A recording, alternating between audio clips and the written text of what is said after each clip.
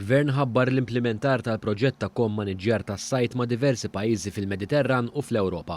F'konferenza tal-aħbarijiet f'San Pawl il-Baħar, il-Ministru għall-Agrikoltura u s-Sajt Anton Refalo spjega li l-għanewlieni ta' dan il-proġett huwa li s-sajjieda jipparteċipaw u jkollhom sehem fl-immaniġġjar tas-sajt b'mod partikolari ta' żoni marittimi protetti.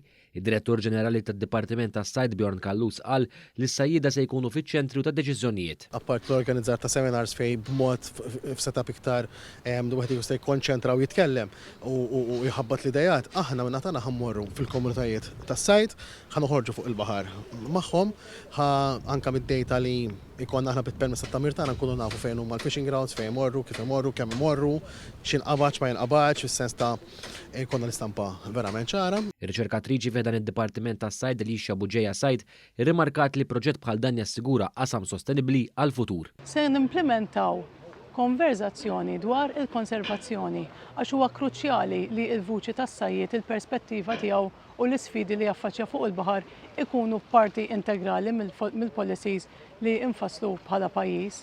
Il-Ministru Anton Refalo qal li dan il-proġett jixed l-impenn tal-Gvern fil-qasam tas-sajt. Dal-proġett li rrid ngħid huwa wieħed reġjonali huwa proġett importanti għaliex ser jagħti leħen lis-sajjiet, speċjalment lis-sajjiet ta' skala żgħira fejn aħna lis-sajjiet infehmu aħjar x'inhuma l-miżuri u restrizzjonijiet.